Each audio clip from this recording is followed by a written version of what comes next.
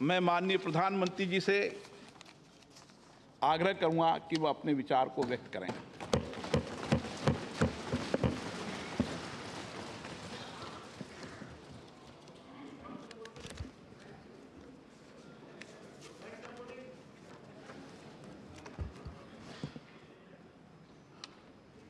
माननीय अध्यक्ष जी, देश की 75 वर्षों की संसदीय यात्रा, उसका एक बार पुनः स्मरण करने के लिए और नए सदन में जाने से पहले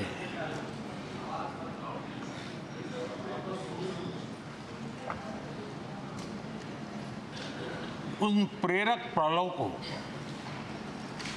इतिहास की महत्वपूर्ण घड़ी को स्मरण करते हुए आगे बढ़ने का ये अवसर है। हम सब इस ऐतिहासिक भवन से विदा ले रहे हैं।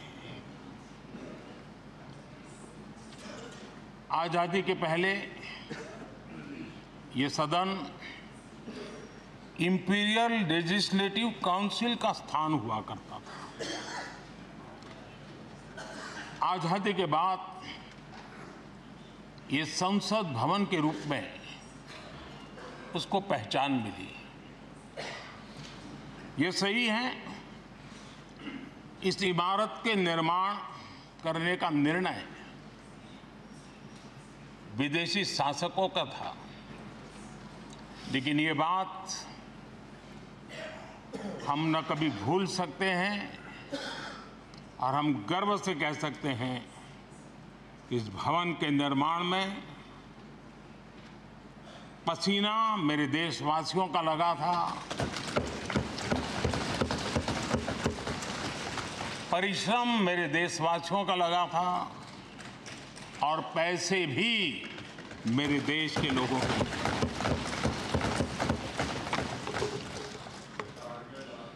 इस 75 वर्ष की हमारी यात्रा ने अनेक लोकतांत्रिक परंपराओं और प्रक्रियाओं का उत्तम से उत्तम सृजन किया है और इस सदन में रहे हुए सबने उसमें सक्रियता से योगदान भी दिया है और साक्षी भाव से उसको देखा भी है। हम भले नए भवन में जाएंगे, लेकिन पुराना भवन भी, ये भवन भी आने वाली पीढ़ियों को हमेशा हमेशा प्रेरणा देता रहेगा।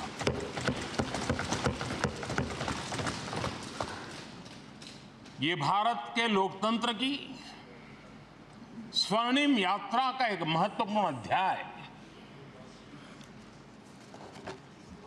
जो सारी दुनिया को भारत की रगों में लोकतंत्र का सामर्थ्य कैसे है, इसका परिचित कराने का काम इस इमारत से होता रहेगा। आदरणीय अध्यक्ष जी, अमृतकाल की प्रथम प्रभा का प्रकाश राष्ट्र में एक नया विश्वास, नया आत्मविश्वास, नया उमंग, नए सपने, नए संकल्प और राष्ट्र का नया सामर्थ्य उसे भर रहा है। चारों तरफ आज भारतवासियों की उपलब्धि की चर्चा हो रही है और गौरव के साथ हो रही है। ये हमारे 75 साल के संसदीय इतिहास का एक सामूहिक प्रयास का परिणाम है, जिसके कारण विश्व में आज वो गूंज सुनाई दे रही है। आदरणीय अध्यक्ष जी, चंद्रयान-3 की सफलता न सिर्फ पूरा भारत, पूरा देश अभिभूत है और इसमें भारत के सामर्थ्य का एक नया रूप जो आधुनिकता से जुड़ा है, जो विज्ञान से जुड़ा है, जो टेक्नोलॉजी से जुड़ा है, जो हमारे वैज्ञानिकों के सामर्थ्य से जुड़ा है, जो 140 करोड़ देशवासियों के संकल्प की शक्ति से जुड़ा हुआ है, वो देश और दुनिया पर एक नया प्रभाव पैदा करने वाला है। ये सदन और इस सदन के माध्यम से मैं फिर एक बार देश के वैज्ञानिकों और उनके साथियों को कोटि कोटि बधाइयां देता हूं, उनका अभिनंदन करता हूं।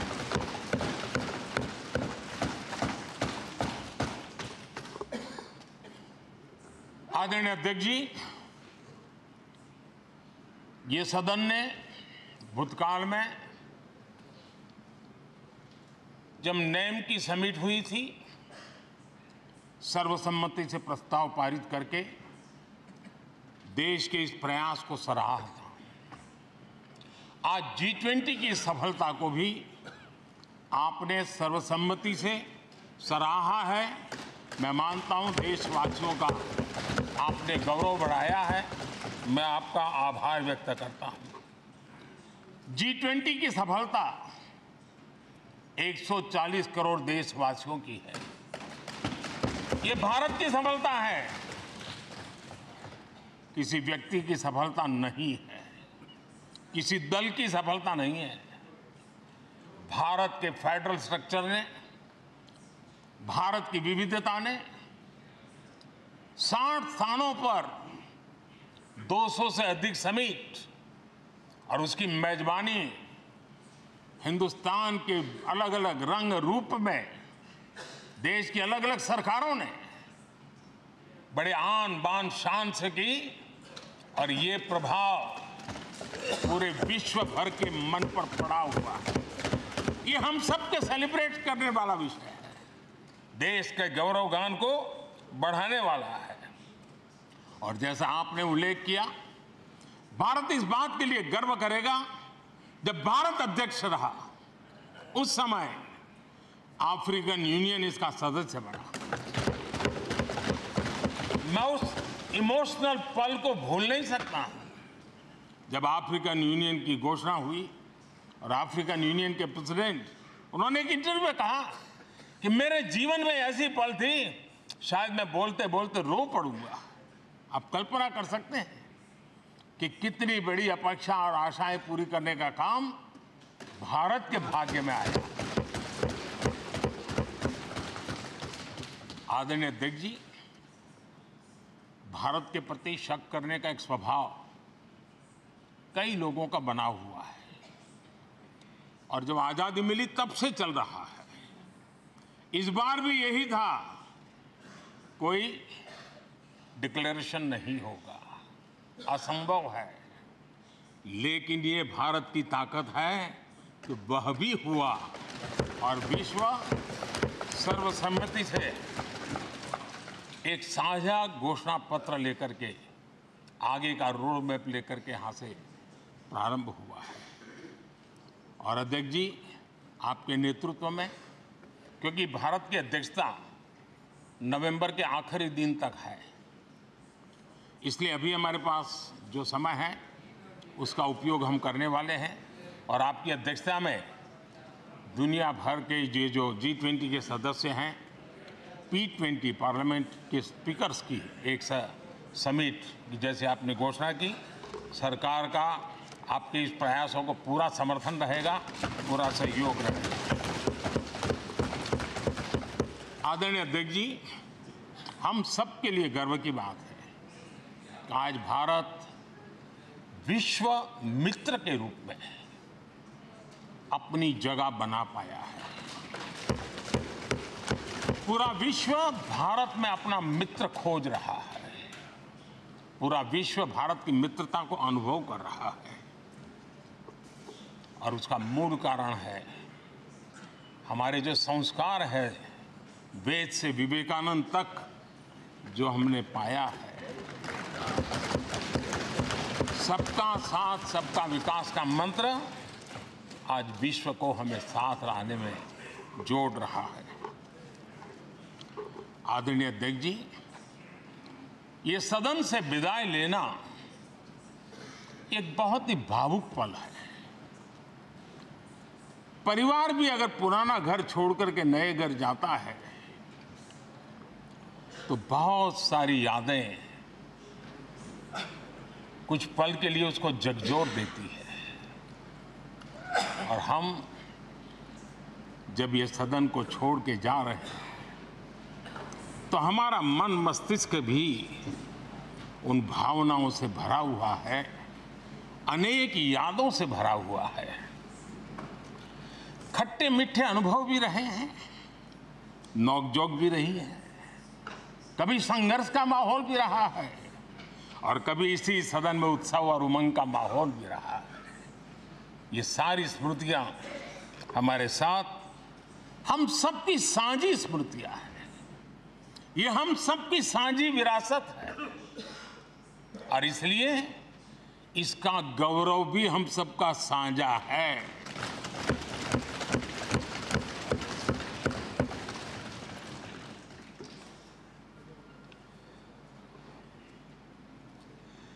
आजाद भारत के नवनिर्माण से जुड़ी हुई अनेक घटनाएं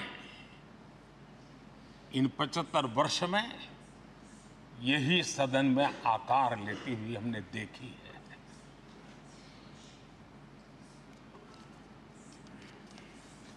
आज हम जब इस सदन को छोड़ करके नए सदन की ओर प्रस्थान करने वाले हैं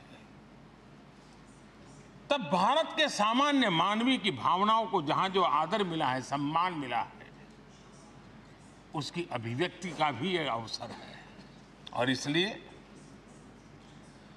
आदरणीय अध्यक्ष जी, मैं पहली बार जब संसद का सदस्य बना और पहली बार एक सांसद के रूप में इस भवन में मैंने प्रवेश किया तो सहज रूप से मैंने इस संसद भवन के डोर पक्ति पर अपना शीश झुका करके इस लोकतंत्र के मंदिर को श्रद्धा भाव से नमन करते हुए मैंने पैर रखा था। वो पल मेरे लिए भावनाओं से भरी हुई थी। मैं कल्पना नहीं कर सकता था, लेकिन भारत के लोकतंत्र की ताकत है, भारत के सामान्य मानवीय की लोकतंत्र के प्रति श्रद्धा का प्रतिबिंब है कि रेलवे प्लेटफॉर्म पर गुजारा करने वाला एक गरीब परिवार का बच्चा पार्लियामेंट पहुंच गया।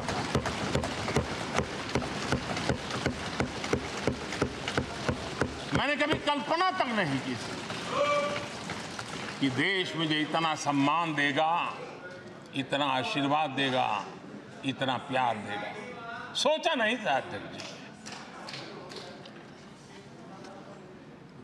आदरणीय अध्यक्ष जी, हम में से बहुत लोग हैं जो संसद भवन के अंदर जो चीज़ें लिखी गई उसको पढ़ते भी रहते हैं, कभी कभी उसका उल्लेख भी करते हैं। हमारे यहाँ संसद भवन के प्रवेश द्वार पर एक छांदोग्य उपनिषद का एक वाक्य है, लोक द्वारम करके पूरा वाक्य है। उसका मतलब ये होता है कि जनता के लिए दरवाजे खोलिए और देखिए कि कैसे वो अपने अधिकारों को प्राप्त करती है। हमारे ऋषि मुनियों ने ये लिखा हुआ, हमारे प्रवेश द्वार पर लिखा हुआ है। हम सब और हमारे पहले जो यहां रहे हैं वो भी इस सत्यता के साक्षी है। आदरणीय अध्यक्ष जी, समय रहते जैसे जैसे वक्त बदलता गया, यह हमारे सदन की संरचना भी निरंतर बदलती रही है और अधिक समावेशी बनती गई है। समाज के हर वर्ग का प्रतिनिधि विविधताओं से भरा हुआ इस सदन में नजर आता है। अनेक भाषाएं हैं, अनेक बोलियां हैं, अनेक पहरवेश हैं, अनेक खान-पान है। सदन के अंदर सब कुछ है और समाज के सभी तबके के लोग, चाहे वो सामाजिक रचना के हो, चाहे आर्थिक रचना के हो, चाहे गांव या शहर के हो, एक प्रकार से पूर्ण रूप से समावेशी वातावरण सदन में पूरी ताकत के साथ जन सामान्य की इच्छा आकांक्षाओं को प्रकट करता रहा है। दलित हो, पीड़ित हो, आदिवासी हो, पिछड़े हो, महिलाएं हो, हर एक का धीरे धीरे धीरे योगदान बढ़ता चला गया है। आदरणीय अध्यक्ष जी, प्रारंभ में महिलाओं की सदस्य संख्या कम थी, लेकिन धीरे धीरे माताओं बहनों ने भी इस सदन की गरिमा को बढ़ाया है। इस सदन के गरिमा में बहुत बड़ा बदलाव लाने में उनका योगदान रहा है।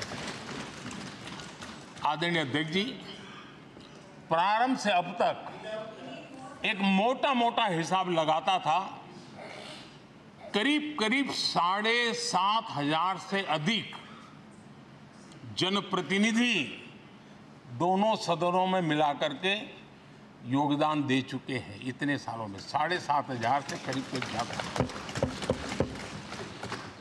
इस कालखंड में करीब 600 महिला सांसदों ने भी इस सदन की गरिमा को बढ़ाया है, दोनों सदन की।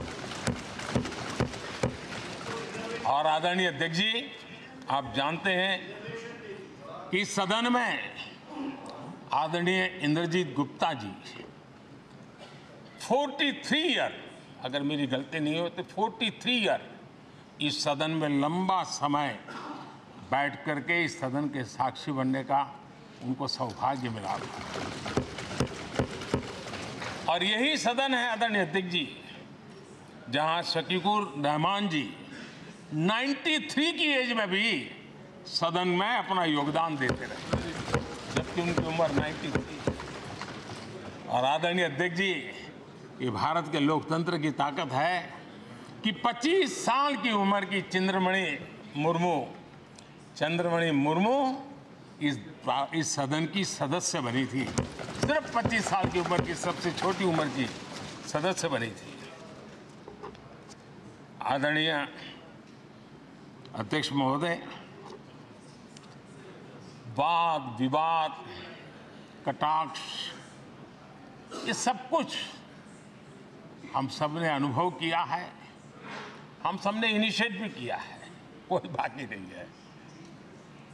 लेकिन उसके बावजूद भी शायद जो परिवार भाव हम लोगों के बीच में रहा है, हमारे पहले की पीढ़ियों में भी रहा है, जो लोग प्रचार माध्यमों से हमारे यहाँ का रूप देखते हैं और बाहर निकलते ही हमारा जो अपनापन होता है, परिवार भाव होता है, वो एक अलग ही ऊंचाई पर ले जाता है।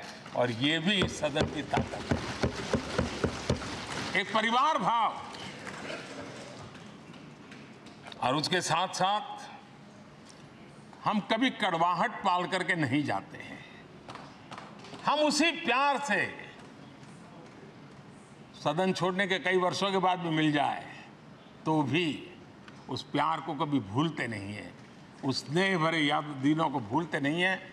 वो मैं अनुभव कर सकता हूँ।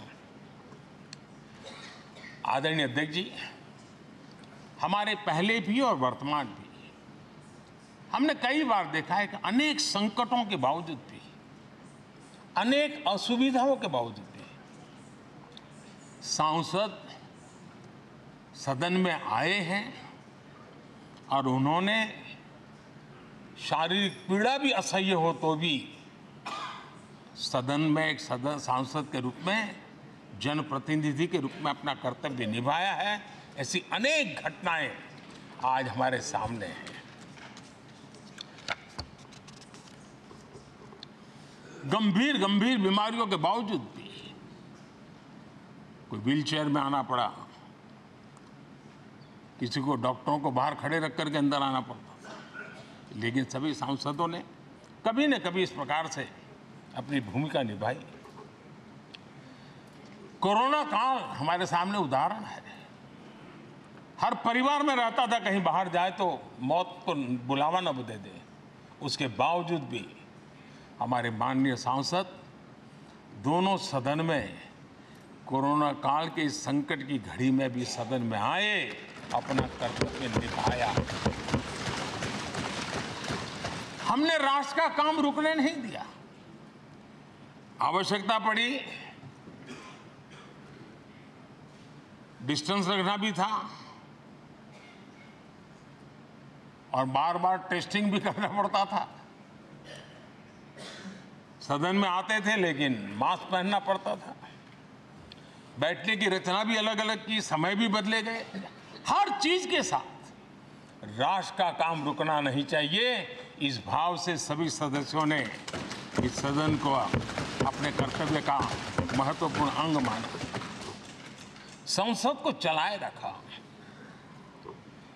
और मैंने देखा है कि इस सदन से इतना लगाव लोगों का रहता है कि पहले कभी हम देखते थे कोई 30 साल पहले सांसद रहा होगा, कोई 35 साल पहले रहा होगा, लेकिन वो सेंट्रल हॉल तो जरूर आएगा। जैसे मंदिर जाने की आदत होती है वैसे उनको सदन में आने की आदत है। इस जगह का लगाव बन जाता है, एक आत्मीय भाव से जुड़ाव हो जाता है। और ऐसे बहुत से पुराने लोग हैं जो आते जाते में मन करता है जरा चलो एक चक्कर काट ले। आज उनका जनप्रतिनिधि के नाते दायित्व तो नहीं है, लेकिन भूमि के प्रति उनका लगाव हो जाता है। ये सामर्थ्य होता है इस सदन का। आदरणीय अध्यक्ष महोदय, आजादी के बाद बहुत बड़े बड़े विद्वान लोगों ने बहुत आशंकाएं व्यक्त की थी। पता नहीं देश का क्या होगा, चल पाएगा कि नहीं चल पाएगा, एक रहेगा कि बिखर जाएगा, लोकतंत्र बना रहेगा नहीं, 50। लेकिन इस देश की संसद की ताकत है कि पूरे विश्व को गलत सिद्ध कर दिया और ये राष्ट्र पूरे सामर्थ्य के साथ आगे बढ़ता रहा। और इस विश्वास से कि हम भले आशंकाएं होंगी, घने काले बादल होंगे, लेकिन सफलता प्राप्त करते रहेंगे। और ये हम सब लोगों ने, हमारी पुरानी पीढ़ियों ने मिलकर के इस काम को करके दिखाया है। इसका गौरवगान करने का ये अवसर है। आदरणीय अध्यक्ष जी, इसी भवन में 2 साल 11 महीने तक संविधान सभा की बैठकें हुई और उसने देश के लिए एक मार्गदर्शक जो आज भी हमें चलाता है, हमारे संविधान दिया। और 26 नवंबर 1949 को जो संविधान हमें मिला वो 26 जनवरी 1950 को लागू हुआ। इन 75 वर्षों में सबसे बड़ा जो अचीवमेंट है वो ये है कि देश के सामान्य मानवी का इस संसद पर विश्वास बढ़ता ही गया है। और लोकतंत्र की सबसे बड़ी ताकत यही है कि इस महान संस्था के प्रति, इस महान इंस्टीट्यूशन के प्रति, इस व्यवस्था के प्रति उनका विश्वास अटूट रहे, विश्वास उनका बना रहे। इन 75 वर्षों में हमारी संसद ने जन भावनाओं की अभिव्यक्ति का भवन भी बना दिया। यहाँ जन भावनाओं की पुरजोश अभिव्यक्ति और हम देखते हैं राजेंद्र बाबू से लेकर डॉक्टर कलाम, रामनाथ जी कोविंद और अभी द्रौपदी मुर्मू जी, इन सब के संबोधन का लाभ हमारे सदनों को मिला है, उनका मार्गदर्शन मिला है। आदरणीय अध्यक्ष जी, पंडित नेहरू जी, शास्त्री जी, वहां से लेकर के अटल जी, मनमोहन सिंह जी तक एक बहुत बड़ी श्रृंखला जिसने इस सदन का नेतृत्व किया है और सदन के माध्यम से देश को दिशा दी है, देश को नए रंग रूप में ढालने के लिए उन्होंने परिश्रम किया है, पुरुषार्थ किया है। आज उन सबका गौरवगान करने का भी अवसर है। आदरणीय अध्यक्ष जी, सरदार वल्लभ भाई पटेल, लोहिया जी, चंद्रशेखर जी, आडवाणी जी, न जाने अनगिनत नाम, जिन्होंने हमारे इस सदन को समृद्ध करने में, चर्चाओं को समृद्ध करने के लिए, देश के सामान्य से सामान्य व्यक्ति की आवाज को ताकत देने का काम इस सदन में किया है। विश्व के भी अनेक राष्ट्राध्यक्षों ने हमारे इन सदनों को संबोधित करने का भी अवसर आए हैं और उनकी बातों में भी भारत के लोकतंत्र के प्रति आदर का भाव व्यक्त हुआ है। आदरणीय अध्यक्ष जी, उमंग उत्साह के पल के बीच भी कभी सदन की आंख से आंसू भी बहे। ये सदन दर्द से भर गया जब देश को 3 अपने प्रधानमंत्री, उनको अपने कार्यकाल में ही खोने की नौबत आई, नेहरू जी, शास्त्री जी और इंदिरा जी। तब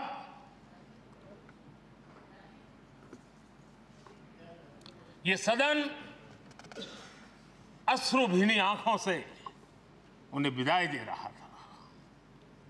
आदरणीय अध्यक्ष जी, अनेक चुनौतियों के बावजूद भी हर स्पीकर ने, हर सभापति ने बेहतरीन तरीके से दोनों सदनों को सुचारू रूप से चलाया है और अपने कार्यकाल में उन्होंने जो निर्णय किए, वो निर्णय मावलंकर जी से काल से शुरू हुए हो या सुमित्रा जी के कालखंड के हो या बिरला जी के, आज भी उन निर्णयों को रेफरेंस पॉइंट माना जाता है। ये काम हमारे करीब 17 स्पीकर और उसमें 2 हमारी महिला स्पीकर ने भी, और मावलंकर जी से लेकर के सुमित्रा ताई तक और बिरला जी का मार्गदर्शन आज भी हमें मिल रहा है। हर एक ने अपनी अपनी शैली रही है, लेकिन उन्होंने सबको साथ लेकर के नियमों कानूनों के बंधन में इस सदन को हमेशा ऊर्जावान बनाए रखा है। मैं आज उन सभी स्पीकर महोदय को भी आज वंदन करता हूं, अभिनंदन करता हूं। आदरणीय अध्यक्ष जी, ये सही है कि हम जनप्रतिनिधि अपनी अपनी भूमिका निभाते हैं, लेकिन सातत्यपूर्ण तरीके से हमारे बीच जो एक टोली बैठती है, उनकी भी कई पीढ़ियां बदल गई है। कभी कागज लेके दौड़ के आते हैं, उनका भी योगदान कम नहीं है।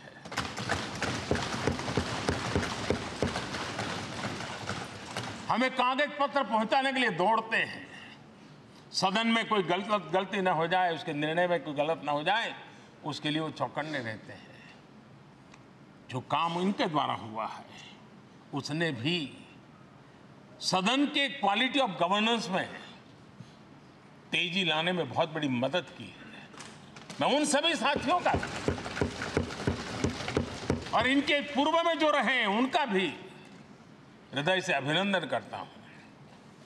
इतना ही नहीं, सदन मतलब ये खंड ही नहीं है, इस पूरे परिसर में अनेक लोगों ने, किसी ने हमें चाय पिलाई होगी, किसी ने पानी पिलाया होगा, किसी ने रात रात चली हुई सदन को किसी को भूखा पेट रहने नहीं दिया होगा, कई प्रकार की सेवाएं की होगी।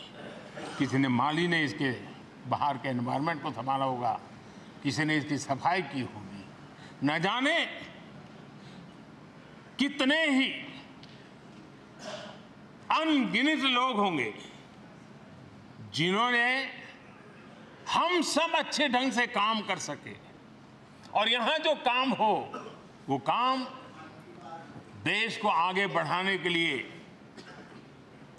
अधिक से अधिक तेजी से हो, उसके लिए जो माहौल बनाना, व्यवस्था बनाना, उसके लिए जिसने योगदान दिया है, मेरी तरफ से भी और इस सदन की तरफ से भी मैं उनका विशेष रूप से नमन करता हूं।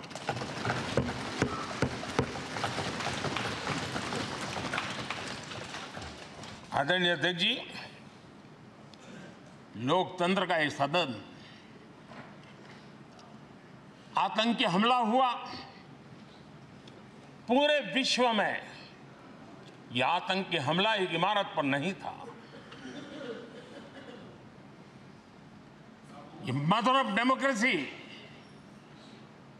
एक प्रकार से हमारी जीवात्मा पर यह हमला था। ये देश उस घटना को कभी भूल नहीं सकता है, लेकिन आतंकियों से लड़ते लड़ते सदन को बचाने के लिए और हर सदस्य को बचाने के लिए जिन्होंने अपने सीने पर गोलियां झेली, आज मैं उनको भी नमन करता हूं। हमारे बीच नहीं है, लेकिन उन्होंने बहुत बड़ी रक्षा की है। आदरणीय अध्यक्ष जी, जब आज हम इस सदन को छोड़ रहे हैं, तब मैं उन पत्रकार मित्रों को भी याद करना चाहता हूं जिन्होंने जीवन में, कुछ लोग तो ऐसे हैं जिन्होंने पूरा जीवन अपने कार्यकाल में संसद के काम को ही उन्होंने रिपोर्ट किया है। एक प्रकार से वो जीवंत साक्षी रहे हैं। उन्होंने यहाँ की पल पल की जानकारी देश तक पहुंचाई, और तब तो ये सारा टेक्नोलॉजी अवेलेबल नहीं थी। तब वही लोग थे जो यहाँ की बात पहुंचाते थे, और उनका सामर्थ्य था वो अंदर की भी पहुंचाते थे और अंदर की भी पहुंचाते थे।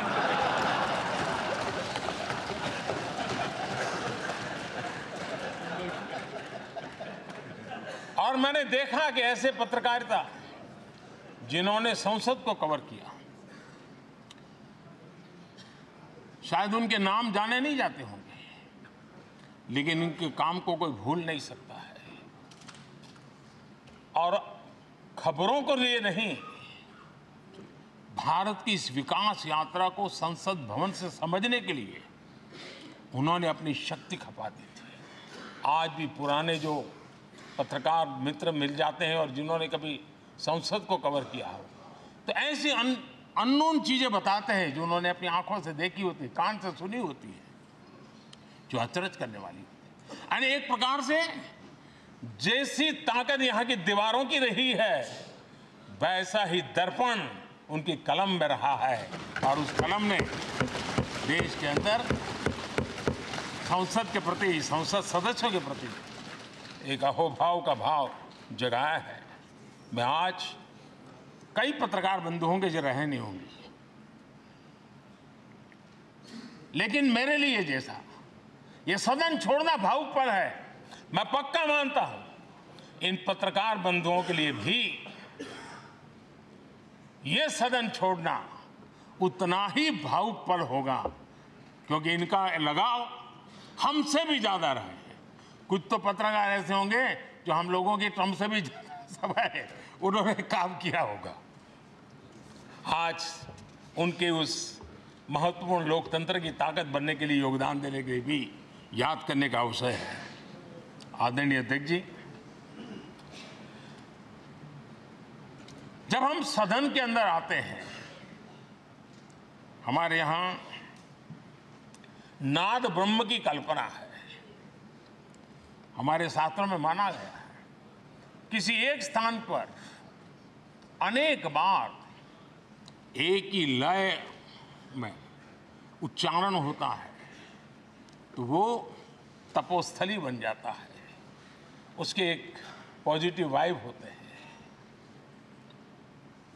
नाद की एक ताकत होती है जो स्थान को सिद्धि स्थान में परिवर्तित कर देती है। मैं मानता हूं ये सदन भी उस 7-7.5 हजार जनप्रतिनिधियों के द्वारा बार बार जो शब्द गूंजे हैं, जो वाणी यहां गूंजी है, उसने इस सदन में हम बैठकर आगे चर्चा करें या ना करें, लेकिन इसकी गूंज इसे तीर्थ क्षेत्र बना देती है।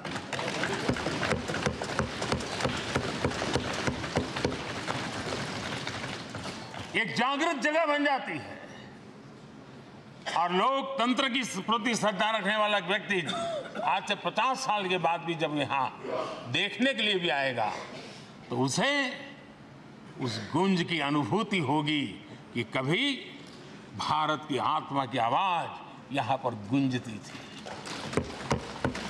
और इसलिए अध्यक्ष महोदय, ये वो सदन है जहां कभी भगत सिंह, बटुकेश्वर दत्त, उन्होंने अपनी वीरता सामर्थ्य से अंग्रेज सल्तनत को जगा दिया था बम का धमाका कर। वो बम की गूंज भी जो देश का भला चाहते हैं उनको कभी सोने नहीं देती। आदरणीय अध्यक्ष जी, ये वो सदन है जहां पंडित जी को इसलिए भी याद किएगा, अनेक बातों के लिए याद करेगा, लेकिन हम जरूर याद करेंगे इसी सदन में पंडित नेहरू का at the stroke of midnight की गूंज हम सबको प्रेरित करती रहेगी। और इसी सदन में अटल जी ने कहा था, वो शब्द आज भी गूंज रहे हैं इस सदन में, सरकारें आएगी जाएगी, पार्टियां बनेगी बिगड़ेगी, लेकिन ये देश रहना चाहिए।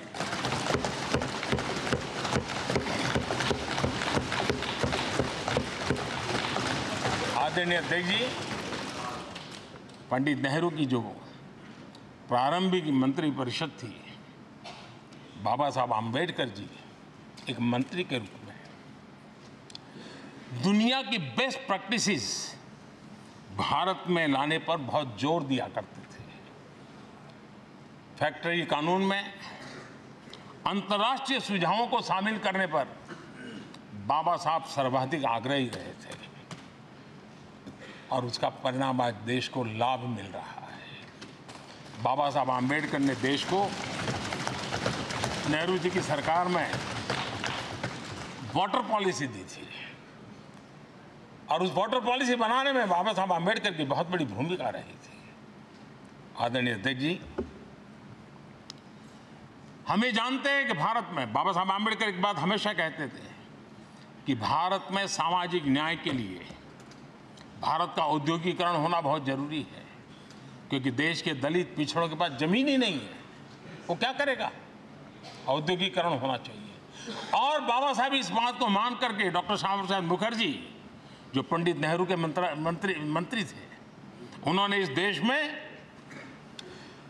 और पहले वाणिज्य मंत्री के रूप में और उद्योग मंत्री के रूप में उन्होंने इंडस्ट्री पॉलिसी इस देश में लाई थी।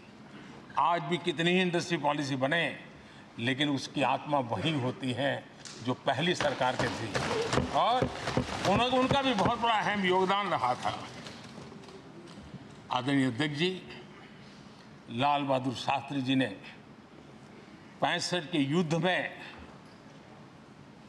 हमारे देश के जवानों में का हौसला बुलंद करना, उनके सामर्थ्य के लिए को पूरी तरह राष्ट्र में झोंक देने की प्रेरणा इसी सदन में से दी थी लाल बहादुर शास्त्री को, और यहीं पर उन्होंने ग्रीन रिवॉल्यूशन के लिए एक मजबूत नींव लाल बहादुर शास्त्री जी ने रखी थी। आदरणीय अध्यक्ष जी, बांग्लादेश की मुक्ति का आंदोलन और उसका समर्थन भी इसी सदन ने इंदिरा गांधी के नेतृत्व में किया था। यही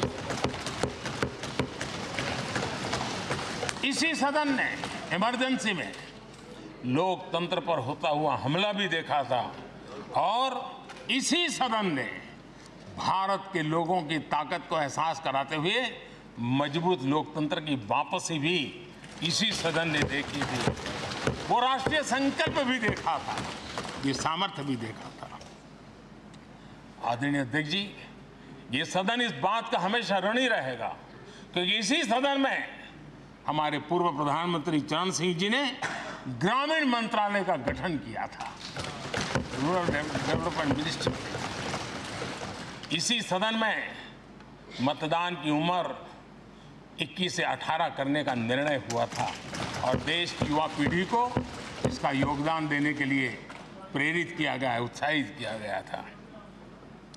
हमारे देश ने गठबंधनों की सरकारें देखी, पीपी सिंह जी हो, चंद्रशेखर जी, और बाद में एक सिलसिला चला।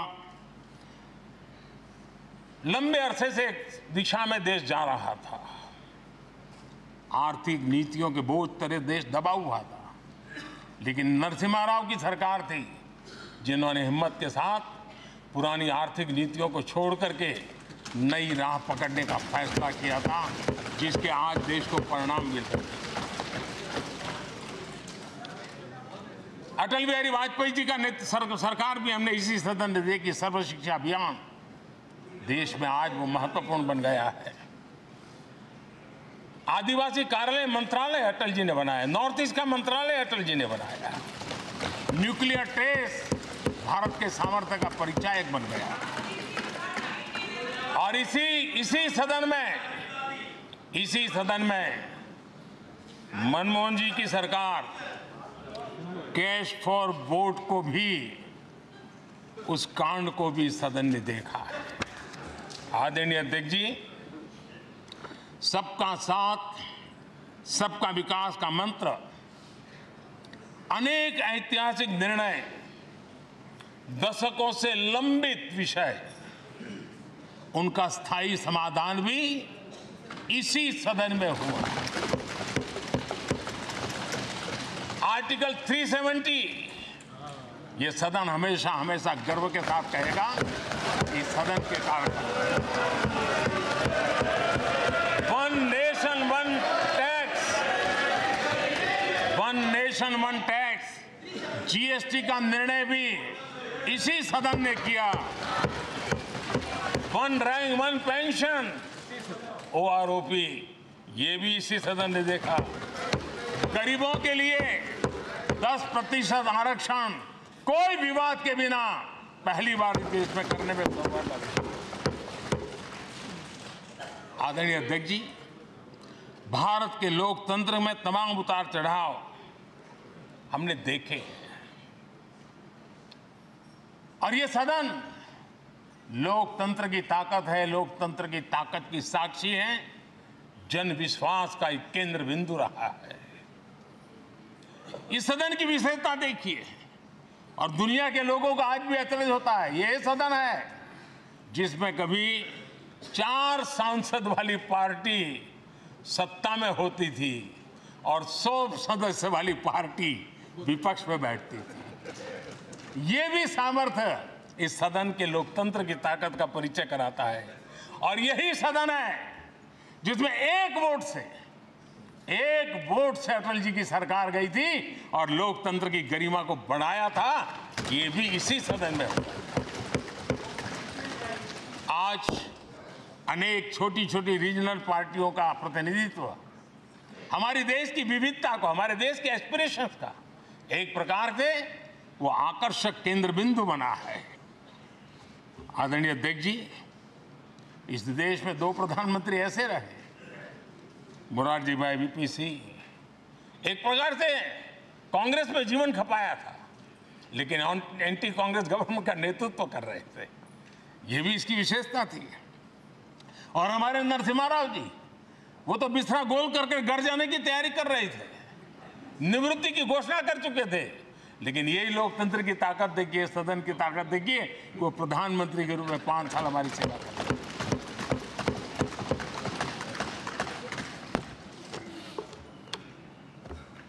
आदरणीय अध्यक्ष जी, सबकी सहमति से कठिन कार्य होते हुए हमने देखे हैं। 2000 की साल थी, अटल जी की सरकार थी। इसी सदन ने 3 राज्यों का गठन सर्व स्वीकृति से किया और बड़े उमंग उत्साह से किया। जब छत्तीसगढ़ की रचना हुई तो उत्सव छत्तीसगढ़ ने भी मनाया, उत्सव मध्य प्रदेश ने भी मनाया।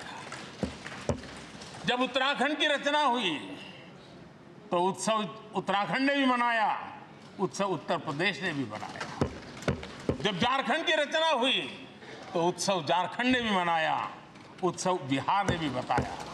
ये हमारे सदन का सामर्थ्य, सब सहमति का वातावरण बना करके। लेकिन कुछ कड़वी यादें वो भी हैं कि तेलंगाना के हक को दबोचने के लिए भारी प्रयास हुए, खून की नदियां भी बही और बनने के बाद न तेलंगाना उत्सव मना पाया, न आंध्र उत्सव मना पाया। एक कटुता के बीज बो दिए गए। अच्छा होता उसी उमंग और उत्साह के साथ हम तेलंगाना का निर्माण करते तो एक नई ऊंचाई पर आज तेलंगाना पहुंच चुका होता। आदरणीय अध्यक्ष जी, संविधान सभा ने, आदरणीय अध्यक्ष जी, इस सदन की परंपरा रही है। संविधान सभा ने उस समय अपना दैनिक भत्ता 45 रुपये से कम करके 40 कर दिया था। उनको लगा हमें इसको कम करना चाहिए। आदरणीय अध्यक्ष जी, यही सदन है कैंटीन में मिलने वाली सब्सिडी, जो बहुत कम पैसे में खाना मिलता था, इसी सदस्यों ने उस सब्सिडी को भी खत्म कर दिया और पूरा पैसा देकर के अब कैंटीन में खाते हैं। आदरणीय अध्यक्ष जी, कोरोना काल में जब जरूरत पड़ी तो यही सांसद जिन्होंने एमपी लेड फंड को छोड़ दिया और देश को इस संकट की घड़ी में मदद करने के लिए आगे आए। इतना ही नहीं, कोरोना काल में इसी सदन के सांसदों ने अपने तनख्वाह में 30% कटौती की और उन्होंने देश के सामने आए हुए संकट में अपनी बहुत बड़ी जिम्मेवारी निभाई।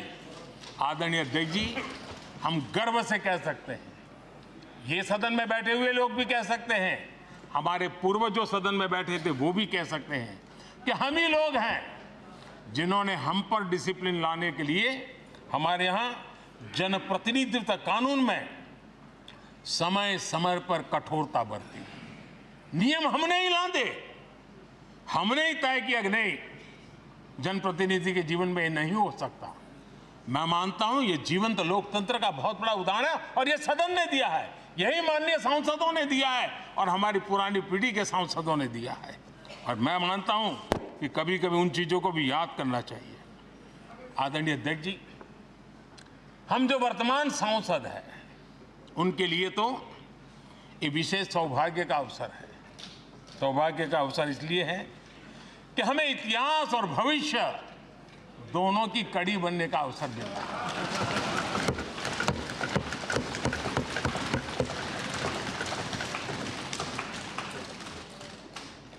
कल और आज से जुड़ने का हमें अवसर मिल रहा है और आने वाली कल निर्माण करने का एक नया विश्वास, नया उमंग, नए उत्साह के साथ हम यहां से विदाई लेने वाले हैं। आदरणीय अध्यक्ष महोदय, आज का दिवस सिर्फ और सिर्फ इस सदन के सभी 7,500 जनप्रतिनिधि रह चुके हैं उनके गौरवगान का पल है। इन दीवारों से हमने जो प्रेरणा पाई है, जो नया विश्वास पाया है, उसको लेकर जाने का है। बहुत सी बातें ऐसी थी जो सदन में हर किसी की ताली की हकदार थी, लेकिन शायद राजनीति उसमें भी आड़े आ रही है।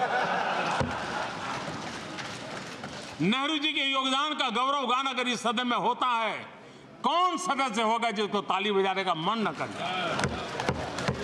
लेकिन उसके बावजूद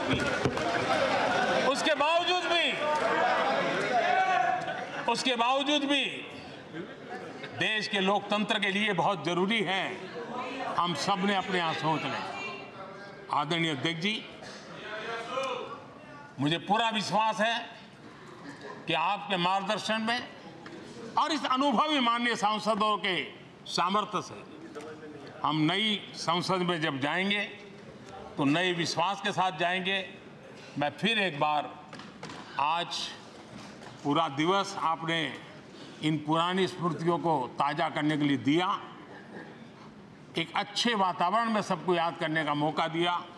इसके लिए मैं आप सब का आपका हृदय से आभार व्यक्त करता हूं और मैं सभी सदस्यों से आग्रह करूंगा कि अपने जीवन के ऐसी मधुर यादों को यहां हम जरूर व्यक्त करें, ताकि देश तक पहुंचे कि सचमुच में ये हमारा सदन, ये हमारे जनप्रतिनिधियों की गतिविधि सच्चे अर्थ में देश को समर्पित है, इसका भाव लोगों के तक पहुंचे। इसी एक अपेक्षा के साथ मैं फिर एक बार इस धरती को प्रणाम करता हूं, इस सदन को प्रणाम करता हूं। भारत के मंदिरों से बनी हुई हर एक दीवार के हर एक ईंटे को प्रणाम करता हूं और पिछले 75 साल में भारत के लोकतंत्र को नया सामर्थ्य शक्ति देने वाले हर गुंज को, उस नाद ब्रह्म को नमन करते हुए मेरी वाणी को विराम कर देता हूं। बहुत बहुत धन्यवाद।